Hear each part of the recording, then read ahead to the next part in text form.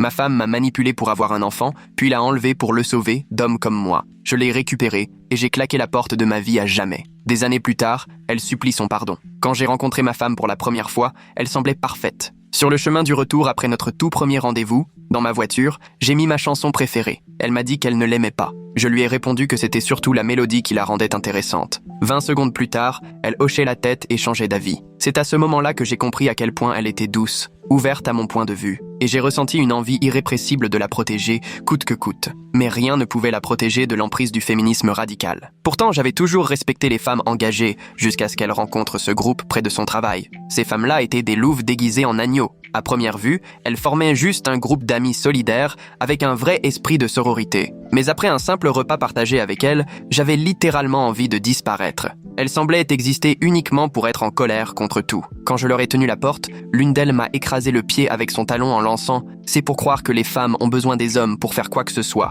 Ou encore, quand j'ai payé l'addition, celle à côté de moi m'a pincé le bras et dit « Les femmes travaillent aussi, tu sais ». Mais lorsque j'ai demandé si quelqu'un voulait participer à l'addition en me faisant un virement, silence total. Étonnant, non? C'est après ce dîner que tout a commencé à s'éclaircir. Jusque-là, nos disputes n'avaient aucun sens logique. Si jamais elle trouvait une chaussette sale au sol, elle disait que c'était à cause de gens comme moi que les plaintes des femmes n'étaient pas prises au sérieux. Ou si je lui demandais de mettre une chanson pendant qu'elle contrôlait la musique dans la voiture, elle répliquait que c'était typiquement masculin d'être aussi égocentrique. À vrai dire, c'est devenu si absurde que je lui ai demandé de faire un test de grossesse, convaincu qu'un déséquilibre hormonal expliquait son comportement. Le test s'est révélé négatif. C'est là que j'ai compris. Ces amis toxiques étaient en train de ruiner notre mariage. Mais ceux qui me connaissent savent que je suis le dernier à baisser les bras. Pas seulement pour moi ou pour elle, mais aussi pour mon fils Ian. Il était déjà très attaché à elle et la considérait comme une mère. Alors j'ai tout tenté. J'ai essayé de l'influencer. Rien de malsain. Juste en l'invitant à rencontrer mes amis, ceux qui respectaient autant les hommes que les femmes. Échec. Ensuite, j'ai tenté de l'entourer de gestes d'amour, des sorties sur des bateaux de luxe, des nuits d'hôtel, des décorations romantiques dans notre chambre comme pour la Saint-Valentin, plusieurs fois, juste pour lui faire plaisir. Mais ce n'était jamais assez. Aucun merci, aucun changement de comportement. Juste des remarques disant que je faisais le strict minimum, que c'était simplement ce qu'elle méritait. En dernier recours, j'ai tenté de me comporter comme elle. J'ai écouté ses playlists, remplies de paroles crues, j'ai traité les hommes comme elle le faisait, et à un moment, j'ai même fait mes ongles avec du gel transparent. Et quand j'ai cru qu'on avançait enfin, je suis rentré à la maison et j'ai trouvé Yann en pleurs, complètement effondré. Il était seul dans sa chambre. La seule autre personne à la maison était ma femme, qui se trouvait en bas. Ça n'avait aucun sens. Je l'ai pris dans mes bras et on a fait ensemble nos exercices de respiration, comme toujours, quand il se sentait submergé. Une fois calmé, il a enlevé ses vêtements. Ce que j'ai vu ensuite m'a donné la nausée. Sur ses petits bras, ses jambes et sa poitrine, des marques, des bleus,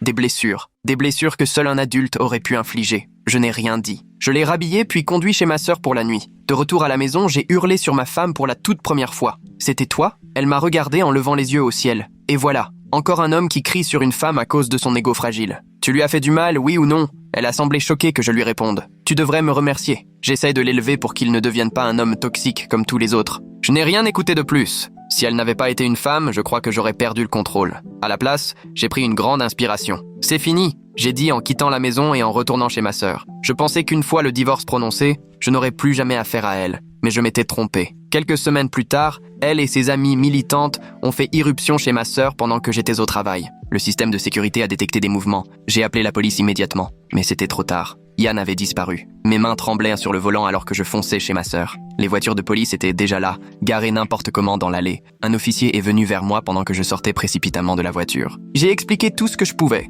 du mieux que je pouvais. Comment mon ex-femme avait blessé Yann, pourquoi je l'avais confié à ma sœur, ce que mon système de sécurité avait enregistré avant que tout disparaisse. L'agent prenait des notes, son visage devenant de plus en plus grave au fil du récit. Ma sœur, à l'intérieur, était effondrée. Elle n'avait fait qu'une course rapide. La porte arrière avait été forcée, la serrure arrachée. Les quelques affaires de Yann traînaient sur le sol de la chambre d'amis. Le détective chargé de l'affaire m'a interrogé sur le comportement récent de mon ex. Je lui ai parlé de ses amis, de l'agressivité grandissante, de ce que j'avais découvert sur Yann. Il notait tout, attentif. Une alerte enlèvement a été lancée immédiatement. La photo d'école de Yann est apparue sur tous les téléphones de l'État. 5 ans, cheveux châtains, yeux noisettes. Vu pour la dernière fois avec son t-shirt préféré à dinosaure. Ma gorge s'est nouée en voyant son sourire s'afficher sur l'écran. J'ai passé des heures au poste à fournir le moindre détail. Nom de ses amis, lieux fréquentés, adresse de son travail, membres de sa famille susceptibles d'être contactés. Le détective m'a assuré qu'ils faisaient tout leur possible. Quand j'ai enfin quitté le commissariat, l'épuisement m'a frappé de plein fouet. Mais je ne pouvais pas m'arrêter. Je suis allé directement sur le lieu de travail de mon ex-femme. La réceptionniste m'a reconnu et son visage s'est fermé instantanément. Elle m'a dit que mon ex avait pris un congé soudain 2 jours plus tôt. Aucune explication, juste qu'elle avait des affaires personnelles. Quand j'ai posé des questions sur ses amis, son regard est devenu glacial. Elle a confirmé qu'elle venait souvent pendant la pause déjeuner. J'ai tenté de l'appeler. Boîte vocale. Ses parents n'avaient plus de nouvelles depuis des semaines. Sa sœur m'a raccroché au nez en entendant ma voix. Chaque piste menait à une impasse. De retour chez ma sœur, je me suis assis dans la chambre provisoire de Yann, fixant ses jouets éparpillés. Les exercices de respiration qu'on faisait ensemble résonnaient dans ma tête. Il en aurait plus besoin que jamais maintenant. Mon téléphone a vibré. C'était le détective. Ils avaient de repérer la voiture de mon ex-femme à un distributeur automatique, 3 villes plus loin, mais la piste s'arrêtait là. Les caméras de surveillance l'avaient filmé seul, portant des lunettes de soleil et une casquette. Aucun signe d'Yann ni de ses amis. Je ne pouvais pas rester les bras croisés. J'ai ouvert les réseaux sociaux et commencé à fouiller les profils de ses amis. La plupart étaient en mode privé, mais l'une d'elles avait récemment publié des photos d'un séjour dans un chalet. On voyait des montagnes en arrière-plan et, sur une des images,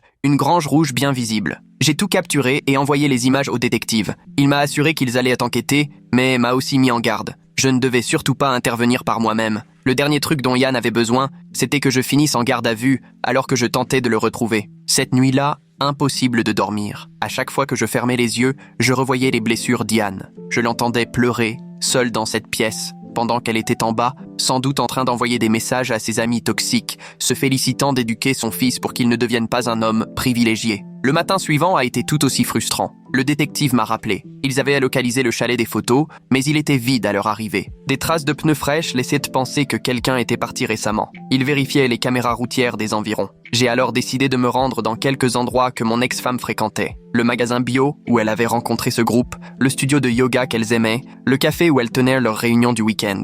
Au café, j'ai reconnu une barista. Elle se souvenait de moi quand je venais chercher mon ex. Quand je lui ai expliqué la situation, ses yeux se sont écarquillés. Elle m'a dit que le groupe était venu la veille, tôt le matin, installé dans la banquette du fond, parlant à voix basse. Elle n'avait pas compris la conversation, mais avait entendu des phrases comme « protéger l'avenir » et « sacrifice nécessaire ». L'une d'elles avait payé avec une carte bancaire. Elle m'a donné le nom, Catherine Williams. J'ai immédiatement transmis ces infos au détective. Il m'a semblé sincèrement soulagé. 1 heure plus tard, il m'a rappelé. Catherine avait loué une propriété à environ 2 heures au nord, payée pour 1 mois complet. La police était en route pour l'inspecter. Il m'a ordonné de rester sur place, que ce n'était pas à moi d'intervenir. Mais rester immobile me rendait fou. Yann était absent depuis plus de 24 heures. Chaque minute comptait. Je me suis retrouvé à conduire, sans but précis, tentant de penser comme elle. Où se sentirait-elle en sécurité? Où ce groupe emmènerait-il un enfant kidnappé? Ces femmes étaient convaincues de le sauver de la toxicité masculine. Il leur fallait un endroit isolé. Mon téléphone a sonné. Numéro inconnu. J'ai décroché aussitôt,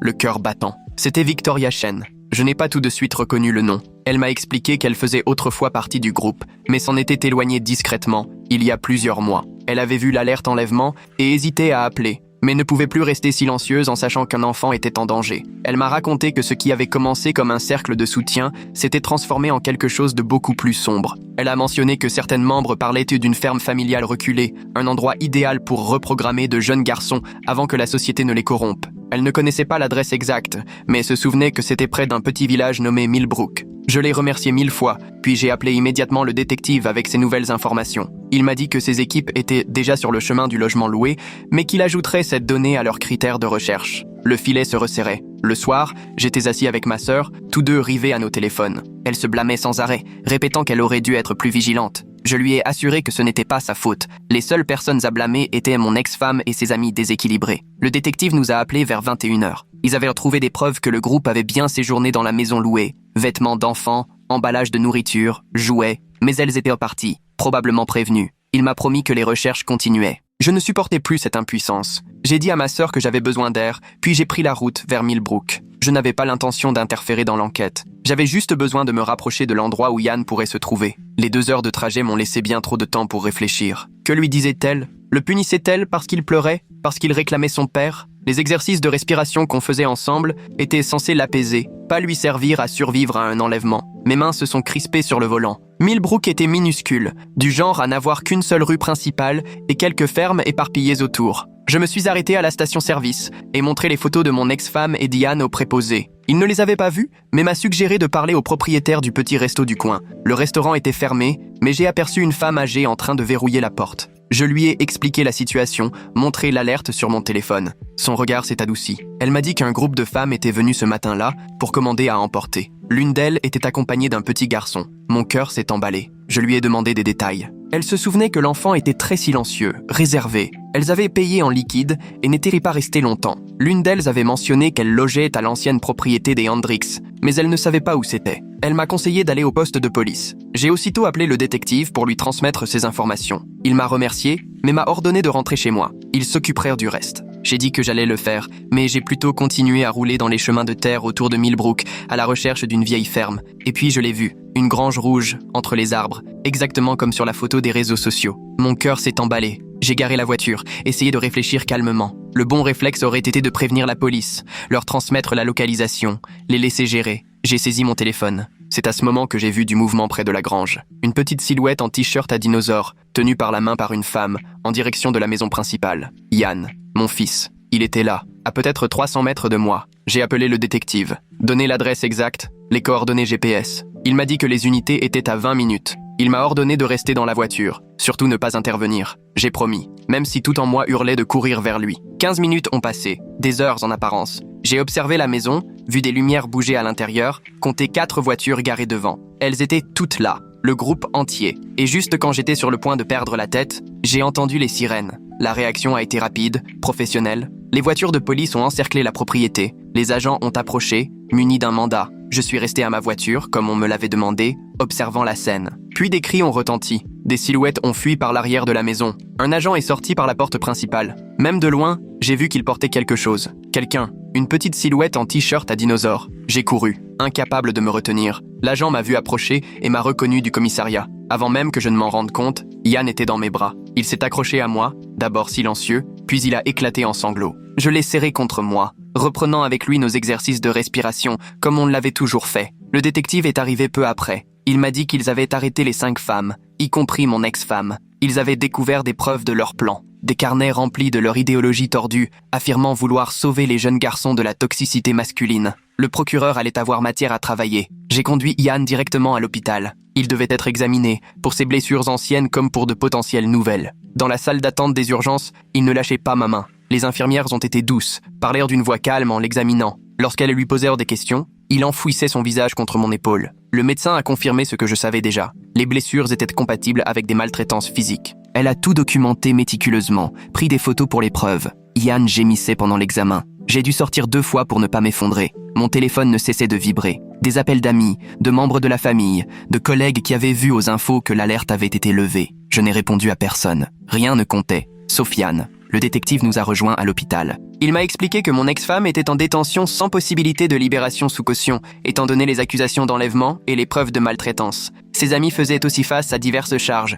Puis, il a lâché la bombe. Mon ex-femme avait déjà engagé un avocat. Elle affirmait que j'étais l'agresseur. Elle racontait qu'elle avait sauvé Yann de moi, que ses blessures venaient de mes mains, pas des siennes, qu'elle l'avait emmené pour le protéger. Le détective m'a assuré que les preuves jouaient en ma faveur, mais j'ai vu l'inquiétude dans ses yeux. Cette nuit-là, Yann a dormi dans mon lit. À chaque fois que je bougeais, même juste pour aller aux toilettes, il se réveillait en pleurant. L'assistante sociale venue le lendemain m'a dit que c'était une réaction normale face au traumatisme. Elle m'a donné des brochures sur la thérapie infantile, les groupes de soutien, les étapes de la reconstruction. Ma sœur est venue m'aider. Elle a cuisiné des plats que je n'avais pas la force de manger, nettoyé des choses qui n'avaient pas besoin de l'être. On avait tous les deux besoin de rester occupés. Yann ne me quittait pas d'une semelle, me suivant partout comme une ombre. Puis le premier coup est tombé. Un coup à la porte. Un huissier. Mon ex-femme demandait la garde d'urgence, prétendant que j'étais un danger pour Yann. Son avocat avait fabriqué tout un récit où elle était la mère protectrice qui avait voulu sauver son fils d'un père violent. J'ai appelé mon avocat immédiatement. Il m'a dit de ne pas paniquer, que les preuves étaient de notre côté. Mais une fois l'appel terminé,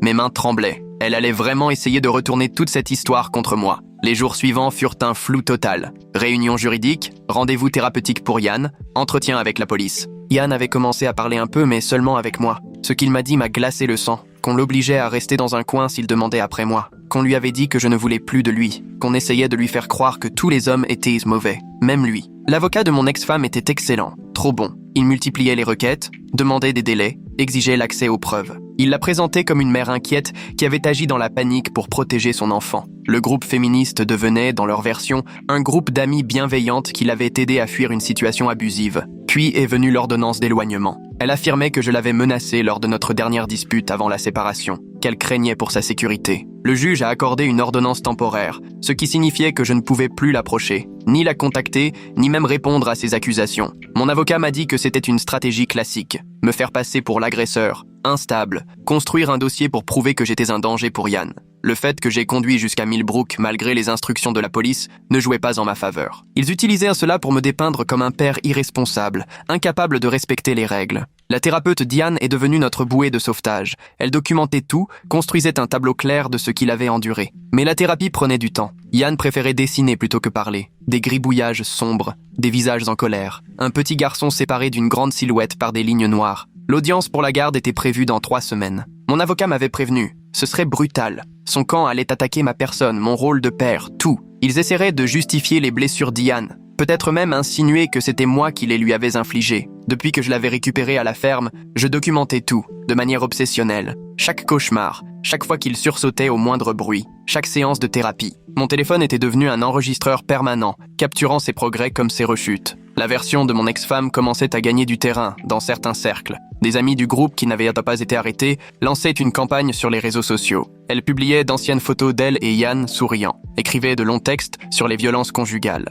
partageait des statistiques sur les pères qui obtenaient à la garde au détriment de mères protectrices. Je ne pouvais pas répondre. Mon avocat m'interdisait toute activité en ligne. Alors je regardais, impuissant, pendant qu'elles tissaient leurs mensonges, commentaire après commentaire, partage après partage. Certaines personnes de notre entourage ont commencé à douter. Même quelques collègues devenaient distants. Ils avaient vu les publications, entendu des rumeurs. Quand j'ai repris le travail à temps partiel, les conversations s'arrêtaient quand j'entrais dans une pièce. Mon patron m'a même suggéré de prolonger mon congé pour me concentrer sur la procédure. Ian développait une angoisse de séparation aiguë. La crèche ne voulait plus le prendre. Il paniquait dès que j'essayais de partir. Ma sœur le gardait pendant que je travaillais, mais il m'appelait en pleurant, me suppliant de revenir. La thérapeute m'assurait que c'était normal. Mais moi, j'étais en train de sombrer. Puis Victoria Chen a rappelé. Elle observait la campagne sur les réseaux avec de plus en plus d'écœurement. Elle voulait témoigner. Elle avait des messages, des enregistrements de l'époque où elle faisait encore partie du groupe. On s'est retrouvés dans un parc pendant qu'Yann jouait à la balançoire, sans jamais me lâcher des yeux. Victoria m'a tout montré. Des messages parlant de déprogrammer les jeunes garçons. De discussions sur la manière d'éloigner les enfants des influences masculines toxiques. De plans établis bien avant l'enlèvement d'Yann. Les messages étaient accablants. Ils prouvaient une préméditation claire. On y trouvait des stratégies pour faire passer les pères pour des abuseurs. Des articles partagés sur des batailles de garde remportées par des mères ayant réussi à diaboliser les pères. Mon ex-femme y était active, très active. Quand j'ai transmis tout cela à mon avocat, il était aux anges. Mais il m'a prévenu. Victoria risquait d'en subir les conséquences. Et il avait raison. En quelques jours, la campagne s'est retournée contre elle. On l'a traitée de traîtresse. On a dit qu'elle mentait pour attirer l'attention, qu'elle avait été soudoyée par moi. Victoria a tenu bon. Elle avait quitté le groupe parce qu'elle avait vu dans quelle dérive il s'enfonçait. Ce qui avait commencé comme un soutien aux droits des femmes s'était transformé en quelque chose de toxique, destructeur. Victoria ne pouvait pas rester silencieuse pendant qu'elle détruisait des familles. L'audience pour l'ordonnance d'éloignement est arrivée en premier. Mon ex-femme s'est présentée en jouant la victime, fragile, amaigrie, habillée pour inspirer la compassion. Son avocat m'a dépeint comme un homme autoritaire, agressif, incapable d'accepter qu'une femme s'affirme. Mais ensuite, mon avocat a présenté les images de sécurité de la maison de ma sœur, parfaitement nettes. On y voyait mon ex-femme et ses amis forcer l'entrée. L'expression du juge a changé immédiatement. L'ordonnance temporaire a été levée. Son avocat a néanmoins réussi à faire imposer une interdiction de contact mutuel. Une petite victoire. Mais la bataille pour la garde approchait. Ian progressait en thérapie. Il commençait à parler de ce qu'il avait vécu. La thérapeute préparait un rapport pour le tribunal, mais m'a averti. Ce genre d'affaires pouvait basculer dans un sens ou dans l'autre. Le tribunal de la famille était imprévisible. La campagne de mon ex-femme s'intensifiait. Elle accordait des interviews à des blogueurs compatissants, participait à des podcasts sur les droits des femmes. Toujours prudente dans ses mots, elle ne mentait pas frontalement, mais tordait la vérité jusqu'à la rendre méconnaissable. Elle devenait une icône pour certains cercles militants. Moi, je restais concentré sur Yann. Chaque jour était consacré à sa guérison. On a créé de nouvelles routines, de nouveaux rituels. Des histoires du soir interminables parce qu'il avait peur de s'endormir. Des repas qu'il n'acceptait de manger que si je commençais le premier, pour vérifier que la nourriture n'était pas dangereuse. Le détective m'a rappelé avec des nouvelles. Ils avaient découvert plus de preuves dans la ferme. Des plans visant d'autres enfants, d'autres familles. Ils surveillaient des cibles. Le procureur montait un solide dossier pénal. Mais cela ne garantissait rien en matière de garde. Une condamnation pénale ne signifiait pas automatiquement la perte des droits parentaux. Mon avocat a engagé un détective privé. Il fallait montrer au juge qui était vraiment mon ex-femme, pas celle qu'elle prétendait être. Le détective a trouvé des choses intéressantes. Des transferts d'argent vers ses amis, des réunions dans des hôtels payés en liquide, une véritable piste de manipulation. Mais elle aussi avait engagé des enquêteurs. Ils ont fouillé mon passé, interrogé d'anciennes compagnes, d'anciens collègues. Ils cherchaient la moindre preuve de comportements agressifs ou dominateurs. Ils ont exhumé une bagarre dans un bar remontant à mes années de fac, qu'ils ont présenté comme un signe de violence intrinsèque. L'anniversaire de 6 ans d'Ian approchait. Il ne voulait pas de fête. Il voulait juste rester à la maison. On a préparé un gâteau ensemble, ses petites mains aidant à mélanger la pâte. Au moment de faire un vœu, il a murmuré si bas que j'ai failli ne pas l'entendre. Je veux que les dames méchantes ne reviennent jamais. Le procès pénal devait commencer avant l'audience pour la garde. Mon avocat disait que c'était une bonne chose. Une condamnation aiderait notre cause. Mais l'avocat de mon ex-femme voulait séparer les procédures, gagner du temps, semer la confusion. De nouveaux témoins se sont manifestés. Des parents d'élèves de l'école d'Ian qui avaient remarqué des changements dans son comportement. Des voisins qui l'avaient entendu crier après lui parce qu'il faisait trop le garçon. Chaque témoignage était une petite victoire, mais l'ensemble restait épuisant. Mon ex-femme a demandé un droit de visite sous surveillance en attendant la décision finale. Son avocat soutenait qu'elle avait le droit de voir son fils et que l'en empêcher constituait une forme d'aliénation parentale. L'idée qu'Ian doive la revoir me rendait malade. La thérapeute a témoigné que forcer une visite à ce stade serait traumatisant pour Ian. Le juge a décidé de reporter la décision, le temps que la thérapie avance. Un progrès, une nouvelle petite victoire. Mais l'avocat de mon ex a retourné ça contre moi. J'étais en train de monter Ian contre sa mère. La guerre des réseaux sociaux s'est intensifiée. Des hashtags ont fleuri. Justice pour les-mères. Croyez les-mamans protectrices. Mon nom a été traîné dans la boue par des gens qui ne m'avaient jamais rencontré. Le traumatisme d'Ian devenait un outil pour faire avancer leur cause. J'ai dû changer Ian d'école maternelle 3 fois. Dès qu'on découvrait où il était inscrit, des manifestants débarquaient. Pas en masse, mais assez pour effrayer la direction. Ils brandissaient des pancartes sur les droits des pères utilisés pour nuire aux mères ou sur les enfants forcés de retourner dans des foyers dangereux. Ma sœur a reçu des menaces. Vagues, mais suffisantes pour qu'elle installe un nouveau système de sécurité. Elle n'a jamais rien dit, mais je voyais que cela la pesait. Ma famille payait le prix d'avoir protégé Ian. Puis, un tournant inattendu. L'une des femmes arrêtées, Catherine Williams, a décidé de coopérer avec les procureurs. Elle était horrifiée en découvrant qu'Ian avait réellement été blessé. Elle croyait que c'était juste une question d'éducation, pas de maltraitance. Son témoignage allait être capital. L'avocat de mon ex a tenté de discréditer Catherine, prétendant qu'elle mentait pour alléger sa peine. Mais Catherine avait conservé des preuves, des vidéos de réunion, des messages sur leurs véritables intentions, des éléments qui contredisaient totalement les déclarations de mon ex-femme. L'audience pour la garde a été reportée 2 fois. Chaque délai signifiait plus de temps dans l'incertitude, plus de séances où Ian me demandait quand le mauvais moment allait s'arrêter. Je n'avais plus les mots pour lui expliquer les procédures juridiques. On s'est créé une nouvelle routine. Le matin, on vérifiait 2 fois les verrous. L'après-midi, on faisait des activités dans des lieux publics, visibles. Le soir, j'avais droit à la même question. « Tu ne vas pas partir, hein ?» Et je devais le lui prouver, chaque soir. Puis mon ex-femme a commis une erreur. Lors d'un podcast avec un animateur bienveillant, elle a laissé tomber le masque. Elle s'est mise à diaboliser les hommes, à affirmer que tous étaient violents par nature, que les garçons devaient être réformés dès la naissance. L'intervieweur, sentant le scandale, a insisté. L'entretien intégral a porté un coup dur à son image. Mon avocat l'a fait retranscrire et a surligné les passages les plus accablants. Elle y disait qu'Ian devait être corrigé avant qu'il ne devienne comme les autres hommes. Elle admettait avoir planifié son intervention depuis des mois. Elle affirmait que les pères n'avaient aucun vrai rôle à jouer dans l'éducation des enfants. Mais ses soutiens se sont rassemblés. Ils ont clamé que l'interview avait été montée de manière malhonnête,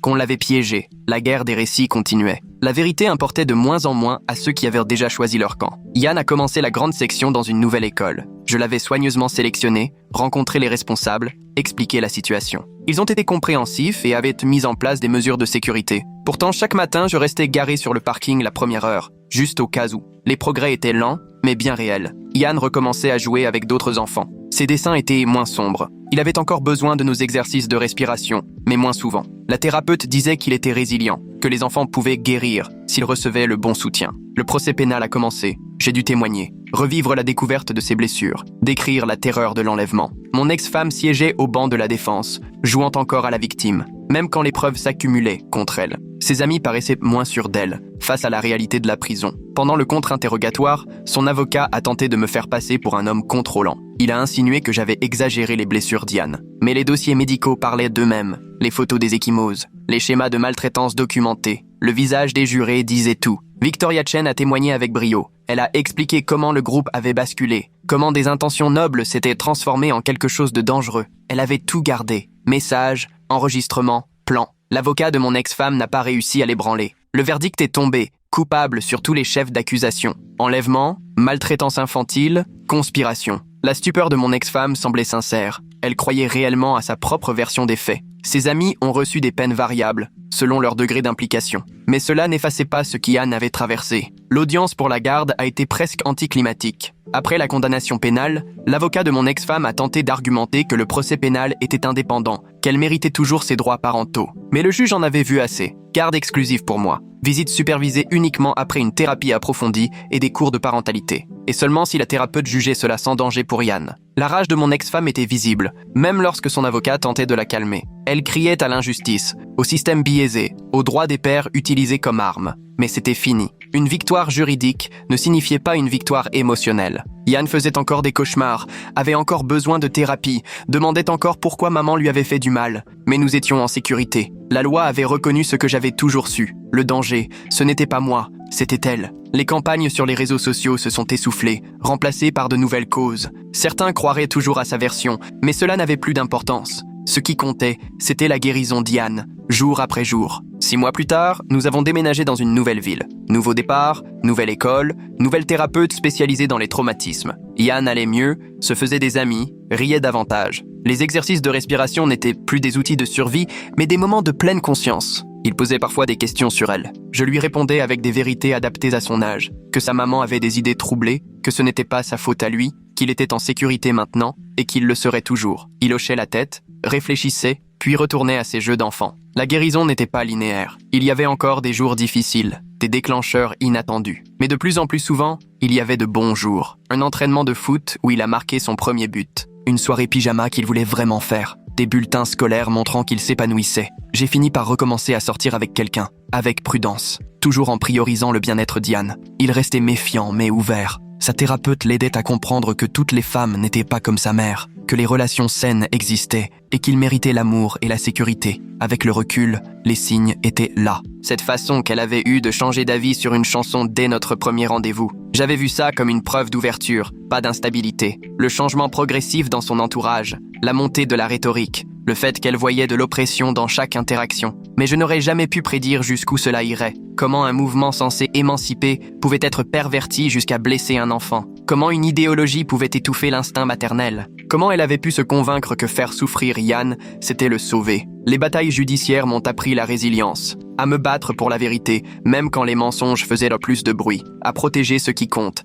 même quand le monde entier semble vous tourner le dos. L'importance de documenter, de trouver des témoins, de ne jamais abandonner. Yann m'a appris la guérison. Comment les enfants peuvent rebondir avec le bon soutien. Le pouvoir de l'amour constant et de la stabilité. Comment des exercices de respiration conçus pour gérer la surcharge sensorielle peuvent devenir des outils pour survivre à un traumatisme et en sortir plus fort. On continue parfois ces exercices, non plus par besoin, mais par habitude. Un rappel de ce que nous avons traversé et du chemin parcouru. Un symbole de survie et de renaissance. Les cicatrices restent, physiques et émotionnelles, mais elles s'estompent. Yann devient un jeune garçon confiant et compatissant. Il connaît son histoire, mais elle ne le définit pas. Il a compris que la force ne réside pas dans le genre, mais dans le caractère. Et moi, j'ai appris que protéger son enfant, parfois, c'est livrer des combats qu'on n'aurait jamais imaginés. Que la vérité finit toujours par éclater, même si les mensonges crient plus fort. Que la guérison est possible, même après les blessures les plus profondes. Que l'amour, un amour réel, constant et protecteur, est la force la plus puissante qui existe.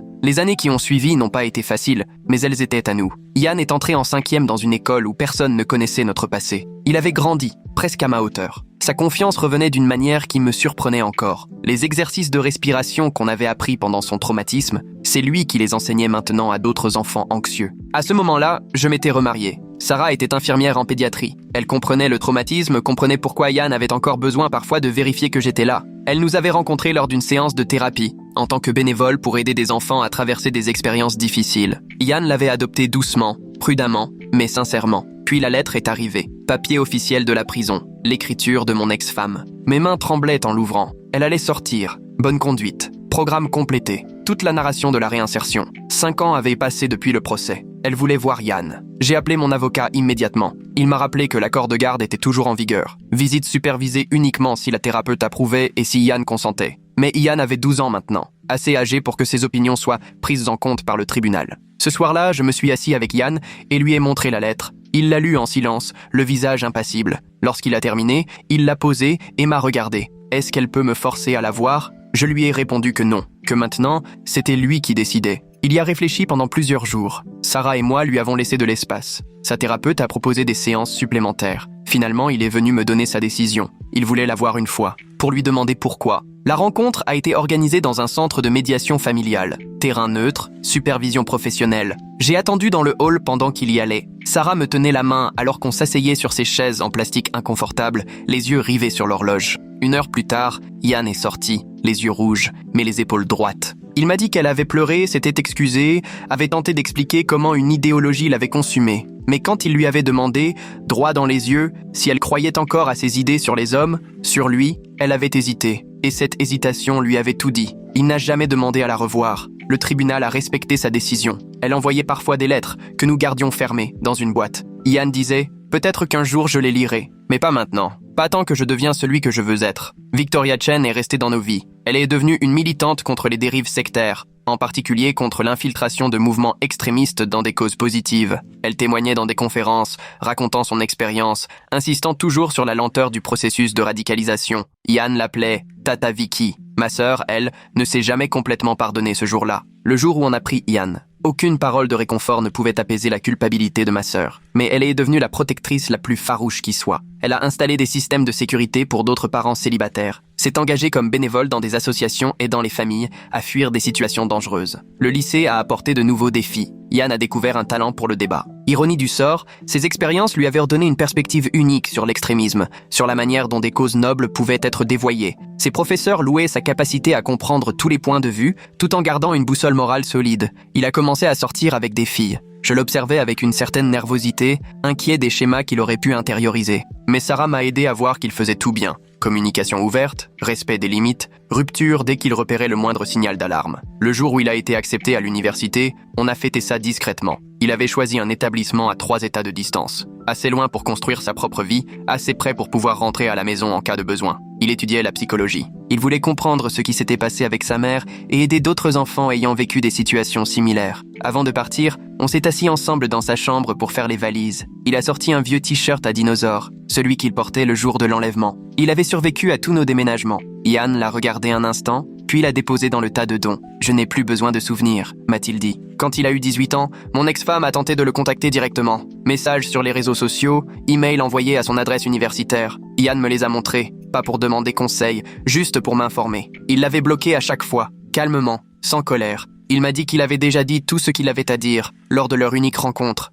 Sarah et moi avons eu une fille. Quand Yann était en 2e année, il est revenu pour sa naissance. Il l'a tenue avec une tendresse telle que j'en ai eu le souffle coupé. Il lui a murmuré qu'elle était en sécurité, qu'elle le serait toujours, que son grand frère veillerait sur elle. Les cauchemars d'Yann s'étaient arrêtés depuis des années, mais parfois je me réveillais encore, persuadé de l'avoir entendu pleurer. Sarah me rappelait alors de respirer. Cette même technique de respiration qui avait aidé Yann à surmonter ses attaques de panique m'aidait désormais à gérer les échos du traumatisme. Yann a obtenu son diplôme avec mention. Son mémoire portait sur la radicalisation des mouvements sociaux et leur impact sur les structures familiales. Sa directrice de mémoire a dit que c'était l'un des travaux les plus éclairants qu'elle ait lus. Il l'a dédié à tous les enfants qui ont survécu à l'idéologie de quelqu'un d'autre. Il a ensuite poursuivi en master, puis s'est lancé dans la pratique. Le docteur Yann s'est fait connaître pour son travail auprès d'enfants pris dans des batailles de garde impliquant des parents extrémistes. Il témoignait parfois comme expert devant les tribunaux, son vécu donnant encore plus de poids à ses analyses professionnelles. Le jour de son mariage, c'est moi qui l'ai conduit à l'hôtel.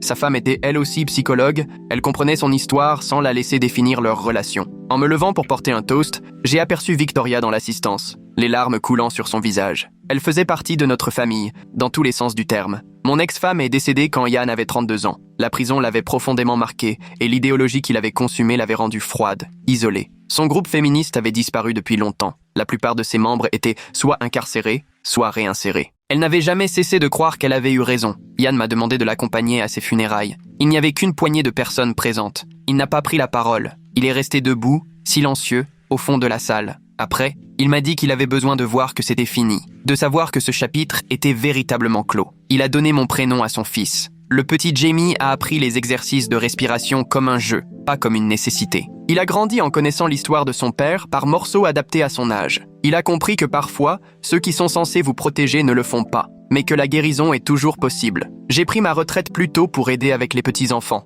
Sarah et moi avons acheté une maison avec un grand jardin, le genre d'espace sûr que j'avais toujours voulu pour Yann. On organisait des dîners familiaux le dimanche où se réunissait la famille de Yann, celle de ma sœur et celle de Victoria. La table était bruyante, animée, parfaite. De temps en temps, de nouveaux clients venaient voir Yann avec des histoires étrangement semblables à la nôtre. Des parents utilisant l'idéologie pour justifier des abus. Des enfants coincés entre l'extrémisme et l'amour. Yann les aidait avec une combinaison rare de compétences professionnelles et de compréhension intime. Les exercices de respiration sont devenus une tradition familiale. Non plus pour survivre, mais pour se recentrer, pour exprimer de la gratitude. On les faisait ensemble avant les grands moments. Remise de diplôme, mariage, naissance. Inspirer la paix, retenir l'amour. Expirer le passé. Yann a gardé une seule photo de son enfance. Pas une photo avec sa mère. Une photo de nous deux, prise une semaine après le sauvetage. On y paraissait épuisés, abîmés, mais ensemble. Il l'a encadré dans son cabinet comme un rappel du point de départ de la guérison. La dernière fois qu'on a reparlé en détail de ces années-là, c'était quand sa fille a eu 5 ans, l'âge qu'il avait au moment des événements. Il m'a demandé « Comment as-tu trouvé la force de te battre si fort ?» Je lui ai répondu « Ce n'était pas de la force, c'était de l'amour. Simple, protecteur, inébranlable. » Et là, il a compris ce que j'avais toujours su. Protéger son enfant ne demande pas d'être parfait, ni invincible, ni d'avoir toutes les réponses. Cela demande simplement d'être là, de traverser la peur, et de ne jamais lâcher, même quand tout autour tente de vous faire croire que vous avez tort. Les cicatrices se sont estompées, mais n'ont jamais complètement disparu. Elles font partie de notre histoire. Pas le chapitre principal, mais un chapitre important. Elles nous rappellent que la survie est possible, que la vérité peut triompher, que l'amour peut surmonter même les trahisons les plus profondes. Yann a construit une vie pleine de sens à partir des cendres du traumatisme. Il a aidé des centaines d'enfants à échapper à des situations similaires. Il a élevé ses propres enfants avec la sagesse acquise dans la douleur. Il a prouvé, jour après jour, que sa mère avait eu tort. Il est devenu un homme extraordinaire, non pas malgré ce qu'il a vécu, mais parce qu'il a appris à le transformer. Et moi, j'ai appris que la paternité, parfois, c'est livrer des batailles qu'on n'aurait jamais imaginées, que la justice prend de nombreuses formes, que la guérison n'est pas linéaire, mais qu'elle est toujours possible, que les exercices de respiration qu'on enseigne à son enfant pour gérer une surcharge sensorielle peuvent devenir le fondement de la survie pour tous les deux. Mais surtout, j'ai appris que l'amour, le vrai, le protecteur, l'inconditionnel, est la force la plus puissante de l'univers. C'est ce qui m'a fait courir au cœur de la nuit pour retrouver mon fils. C'est ce qui l'a aidé à se reconstruire. C'est ce qui a rebâti notre famille, plus forte qu'avant. Les féministes radicales avaient voulu lui apprendre que la masculinité était toxique, que les pères étaient dangereux, que les garçons devaient être corrigés. Mais ce qu'il a appris, c'est que l'extrémisme, sous toutes ses formes, est le vrai danger. Que les hommes et les femmes de bien se tiennent côte à côte. Que la vraie force, c'est protéger ceux qu'on aime tout en respectant ceux qu'on ne comprend pas. Notre histoire est devenue celle de la survie et de la rédemption. Pas celle qui fait la une ou qui remporte des prix. Celle qui se construit dans les séances de thérapie, dans les histoires du soir, et autour d'une grande table un dimanche soir. Le genre d'histoire où un petit garçon à qui on a dit qu'il était brisé grandit pour aider d'autres enfants brisés à guérir. On continue parfois à faire ces exercices, mon fils et moi. Non pas parce qu'on en a encore besoin, mais parce que cela nous relie à ce que nous avons traversé et à tout le chemin parcouru. Cela nous rappelle que nous avons survécu, que nous avons gagné, que l'amour a tout vaincu.